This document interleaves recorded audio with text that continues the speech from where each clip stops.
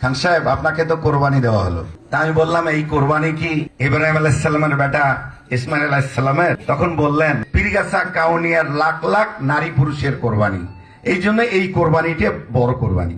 ভোটের মাঠে জোটের আলোচনা নতুন কিছু না হলেও জোট করতে গিয়ে আসন ছাড়ের ঘটনায় নতুনভাবে সমালোচনার মুখে পড়েছেন জামায়াত নেতা এটিএম আজম খান। জামায়াত ইসলামী আন্দোলন ও এনসিপি সমর্থিত 11 দলের প্রার্থী হিসেবে রংপুর 4 আসনে চূড়ান্ত হয়েছে এনসিপির সদস্য সচিব আক্তার হোসেনের নাম, যে আসনে দীর্ঘদিন ধরে নির্বাচনী প্রচারণা চালাচ্ছিলেন রংপুর মহানগর জামায়াতের আমির এটিএম আজম খান।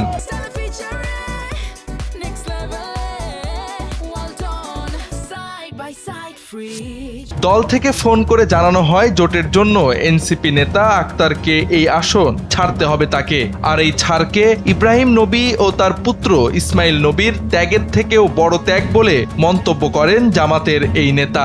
8 জানুয়ারি পীরগাছা উপজেলার কদমতলা এলাকায় একটি মত বিনিময় সভায় বক্তব্য দেওয়া ভিডিওতে দেখা যায় তিনি বলছেন দল থেকে ফোন দিয়ে তাকে জানানো হয় যে তাকে কোরবানি দেওয়া হয়েছে। তিনি জানতে চেয়েছিলেন এটি কি নবী ইব্রাহিম এবং তার পুত্র নবী ইসমাইলের কোরবানি। তখন বলা হয় এটি তার কোরবানির চেয়েও বড়। তিনি ব্যাখ্যা চাওয়ার পর বলা হয় ইব্রাহিম নবী আল্লাহর সন্তুষ্টির জন্য কোরবানি করেছিলেন, সেজন্য মানুষ নয়, কোরবানি হয়েছিল দুম্বা। কিন্তু তার কোরবানি বলতে পীরগাছা কাউনিয়ার লাখ লাখ মানুষের কোরবানিকে বোঝানো হয়েছে। মূলত এনসিপি নেতা আক্তারের জন্য ভোটের মাঠ থেকে সরে যাওয়ার এই ঘটনাকে ইব্রাহিম নবীর ত্যাগের থেকেও বড় ত্যাগ হিসেবে বর্ণনা করেন তিনি। এই বক্তব্য ঘিরে সামাজিক যোগাযোগ মাধ্যমে ব্যাপক সমালোচনা সৃষ্টি হয়েছে। কেউ কেউ এটিকে ধর্ম ও নবী অবমাননা হিসেবেও উল্লেখ করছেন।